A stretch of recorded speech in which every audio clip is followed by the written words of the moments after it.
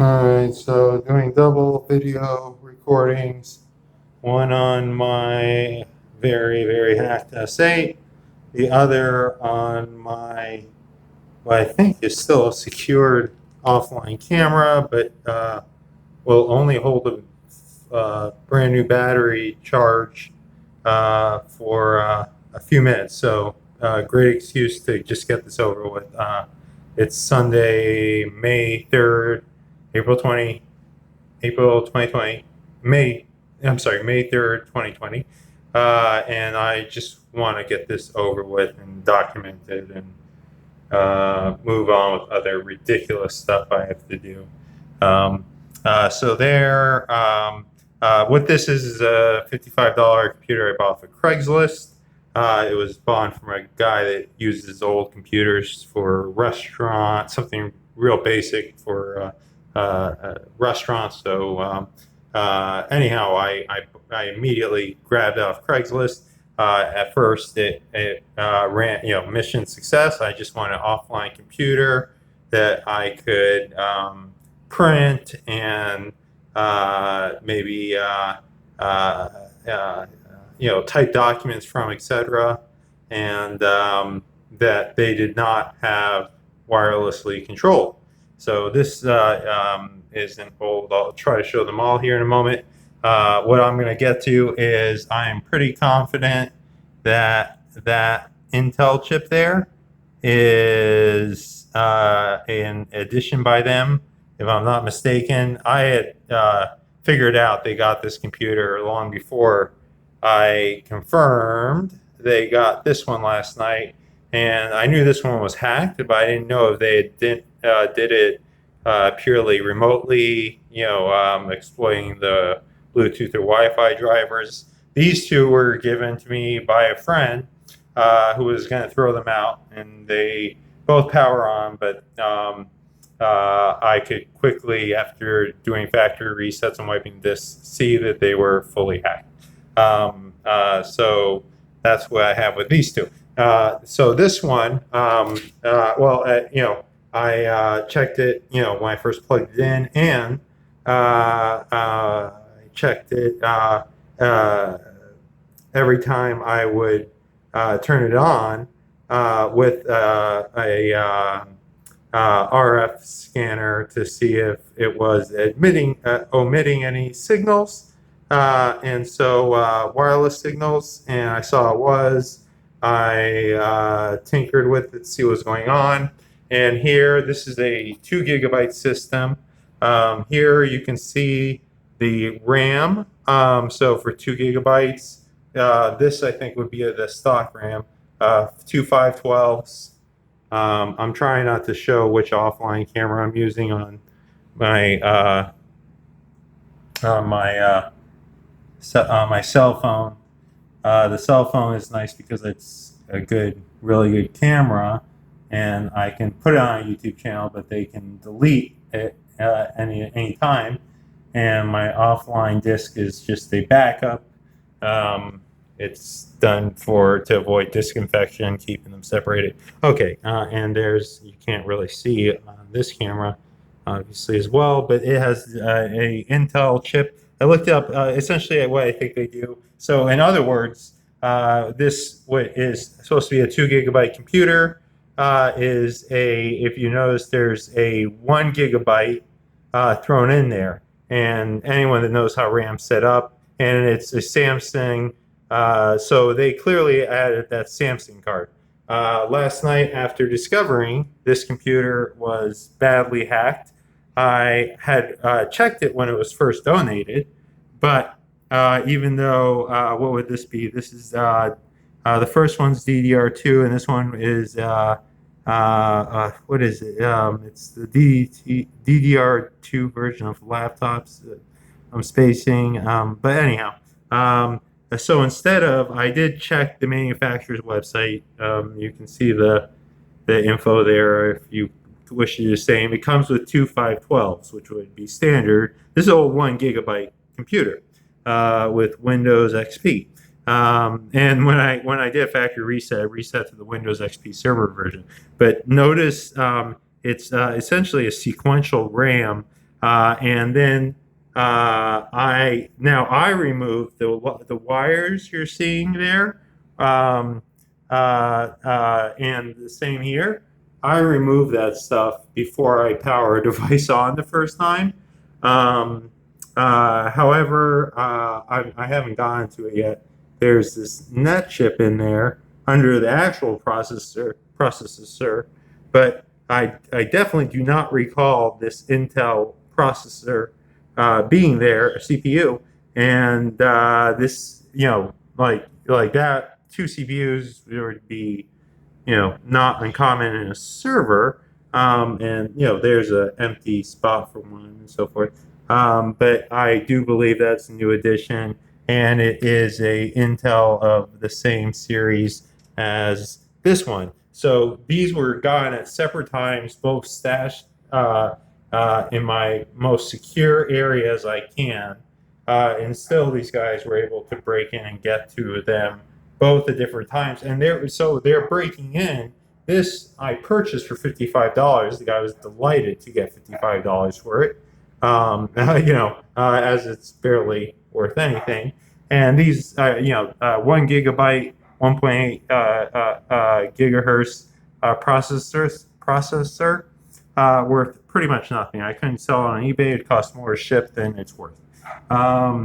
And so they are breaking in, and they are, and then this one, once again, this, for anyone that knows the basics of how you set up RAM, that is, I believe, the correct brand. However, you see two stickers.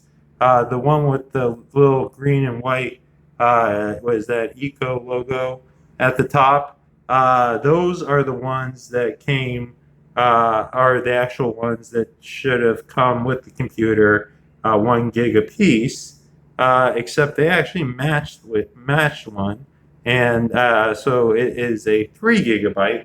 Now this computer, which is a 2 gigabyte, is now a 2.5 gigabyte computer, and with I'm still learning some of the finer points, but they use the I/O serial interface, so I think the Intel chips are likely part of the I/O, the upgraded RAM likely needed for their. Well, I know my desktops they favor Zen hypervisor.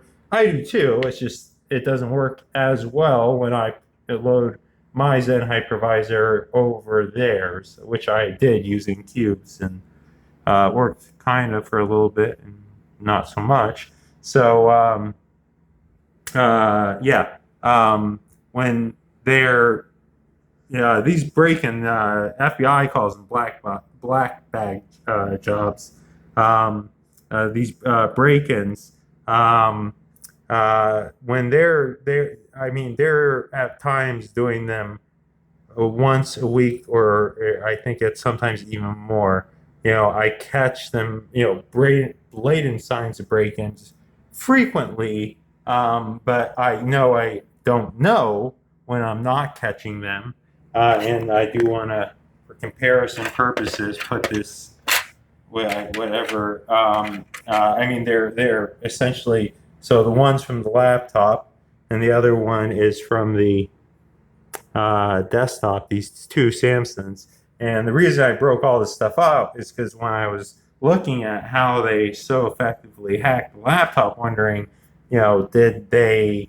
I mean, these guys have the most advanced shit that exists. Wondering if did they simply it power on and the Bluetooth or Wi-Fi beacon, and that allowed their rogue access point to immediately do like a packet SQL injection, or did they actually get to the hardware? And they got to the hardware. But when they're breaking in, they control my connection. I've busted Time Warner. If this video makes its chance, those would too. And so if I try to, and of course I can't use Wi-Fi because their rogue access point, intentionally use Wi-Fi, although they put Wi-Fi and everything. the rogue access point will take it over. And so all I was trying to do with all of these computers was have a desktop computer that they couldn't control even when I had, not initiated, I didn't have it plugged into internet and I had the adapters removed and turned off. I even go into the OS and remove the firmware for the drivers for the any kind of RF, Wi-Fi, Bluetooth, infrared, etc. So when you have these guys doing break-ins and these break-ins, I mean, I'm not going to articulate all that needs to happen for them to be done, but when you have these break-ins occurring to sabotage a, like I said, I'd be lucky. It does power up. They actually, like I said, it's a Windows Server Edition on this one. This one, as soon as it powered up, I installed Parrot, but I saw they have their preferred general hacks for the different OSs, Windows, Debian, CentOS, and Fedora, and so forth. And so I, could see as soon as I installed it, it was completely hacked. Once again, those stickers, the generic stickers, the DIM A and DIM B, those were covering the factory stickers. And I found on YouTube a video of a not super technologically savvy, but very efficient and well documented scrapper taking apart this exact model, and it should have two of these 1 gigabytes. This should have two 512s, but instead it has these. I think what it is they have the 200 DIM pins. They'll allow them to interact with these chips, which I believe provide the I/O serial port to give them access. But and I also recently found in the logs on my main desktop, which with the quarantine, I figured, well, I know, they've, the hardware is infected and physically modified, but let me see if I can kind of get something of a stable desktop up nonetheless. And I saw in my lab logs, they have, what's the term? It's a mobile IPv6 modem. So in other words, they're installing, that's essentially a cell phone connection that instead of a telephone number has an IPv6 address. I just learned about them when I was Googling weird stuff I photographed in my in their logs, not the operating system logs, in the built-in shell, which they use Zen, and then they have VirtualBox installed on it. So if I install Kali Linux on my main desktop, what I'm actually doing is they're taking that that ISO when installed on the Zen platform or VirtualBox they have. I believe and then on my smaller computers, they're using Java virtual machines. I think Garbage Dog, and they were using Eero. I forget Wi-Fi systems as part of their rogue access point, which is very expansive, covering over 4 blocks at this time, I can confirm. So I want to show that off. Another thing I just want to show off real quick. I didn't catch on until they did it real blatantly recently, but all throughout the attack, I'd have locks that would malfunction. Here you could see how, that was my code, duty, but I couldn't get it open. And so, but I would have, I still have several of these locks. And different locks. This one I hadn't even opened out of the package. It was pre-programmed to 111, but it is. I'm putting my foot on it.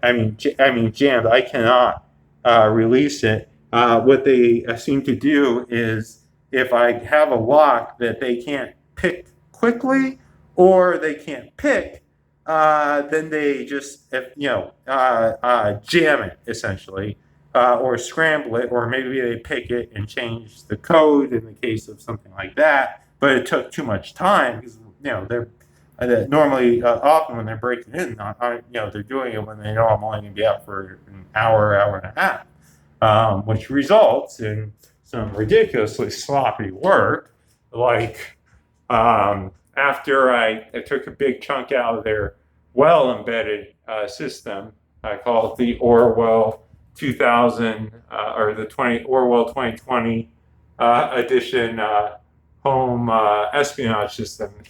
These run. I'm obfuscating stuff in my apartment. There you can see how, and that's how they run the wires. It's comical in a sense, except these guys are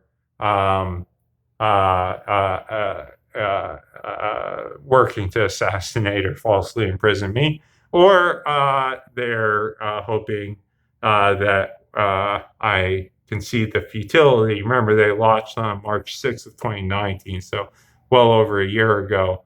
The fact that they're still breaking in, and I removed the antennas from most lights, and then I have to deal with now I got I'm not I was in real estate, so I know basic construction. Little tiny holes all over the place, but kind of comical. There's mismatched paint. I'll find the carpet peeled up in different places. Once again, I noticed after a break-in that now I'm sorry, just to note, where you see the jams, that's just me sticking like a little chisel and trying to sever the wire. And because I can't spend hours on everything. I know where a lot of their good stuff is. And that was also comical. They're filled in now. All those little white dots were just big holes. And some of them, and they do this all the time, like that. They do this all the time. But this time around, they got it was so like blatant because some of the holes you can actually see little metallic objects. So normally what I do is I take a pin, a tack, and I just jam the hole, fill it, and then I'm still working on getting good touch-up paint. This is my guest bedroom heater, but it connects right to the front door and on the outside. So I think their master control is I took apart the heater, and it had a transceiver, some modified wiring. I don't need it. This is just kind of a computer repair bay room. But effectively, they can go in through here or on the outside. You can see where, like I said, touch-up paint of that type of quality, and see how the wires then run throughout, all throughout. They can actually access it without getting in from the front, right outside my front door, which is right on the other side of this stuff. So I have a feeling if they don't do whatever their sinister stuff is, assassinate, falsely imprison, whatever, but continue to needle me, I can, remove the heater, and I suspect right above it, right there, because they are, if nothing else, I can assure you, gonna watch this video long before anyone else does. Yeah, guys, that's where I'm going next. If I can't get a desktop online to play with, because I ain't really got shit else to do. Like I said, I'm trying not to show off anything that would. I can tell you they have the place monitored very thoroughly. Oh, I want to show you guys the model in case anyone's curious about this one. Okay. bought cash off of Craigslist, and my deal was I didn't want these guys to have time to do anything funny. I impulsively got on Craigslist, and my deal was find the cheapest old desktops. I mean, because the new stuff, the fancier it is, the fancier the hack they can do.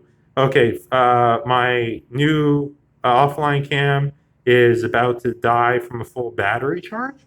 Um, so I'm going to go ahead and end here, but consider a document, and I'll end with this. This is so sad. This was my nice documentary camcorder. I did confirm it was wired. The best I could do was completely disassemble it, remove the eMMC, and hopes that I can later recover the data that was on the internal card. But what's scary is that and these were kept in the evidence locker where I've kept all my documentary footage and forensics. So they have had full access to them. So what I think I'm protecting that are over 120 hours of footage for my documentary, civil rights documentary, may very well instead be whatever weird shit these guys want to put on me. Secrets to the new nuclear submarine plans. I can't even imagine what these what these jackals would be willing to do, and I can't imagine anything they aren't willing to do because these are very influential people, and they have amazing amount of resources and influence, and they are outright committing what per the FBI definition is an act of, I used to say cyber terrorism, but when they're breaking into my house and often, I mean, they're drilling locks. I think they try to be covert when they break in, but ultimately they would rather break in and have me know it, and so that's considered a act of aggression, where modifying a computer like this doesn't prove a terrorism attack. It just proves very intensive surveillance. But I have not been had my entire life turned upside down by and offline camera went down. Mysteriously stopped recording, and so I'm gonna go ahead and end it. God, they get everything, I swear to God. I will now upload this to YouTube privately, but I think that they love me doing that, uploading it to cloud accounts because I think they think it lulls me into a sense of, okay, I've got it backed up and documented that they have my phone. Like I said, they have root control of my phone. That's very well established, and hence they can buy. They have more control of my every online account, every device that connects to the internet or has any kind of Wi-Fi, Bluetooth connection, including my Fitbit, which I obviously don't wear because it tells them, how fast my heartbeat is and whether I'm sleeping. And but I think they're just, hoping I won't do as many offline backups if I think my data is secured on Google Cloud and all this stuff. But they at any time can delete my accounts and knock it all off. So odds are against me. I'm probably going to lose. I'm trying to push them for the death rather than the false imprisonment framing me option. But God, with how these guys are, I don't think anything that happens quick and painless is they're really in line with their MO from what I've seen. So,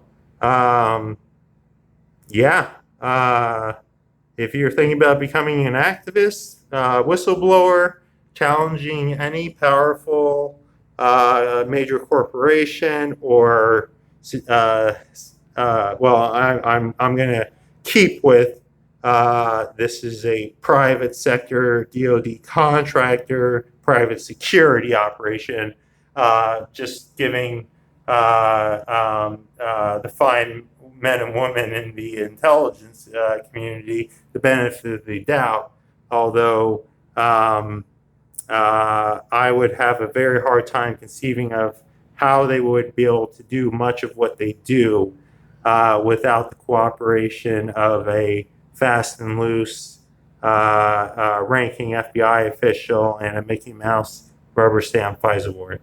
All right. Yeah, I'm going to end it here and continue to make peace with God and do other weird shit to hopelessly try to mitigate the damage, which I'm sure I will not be successful at. Cheers.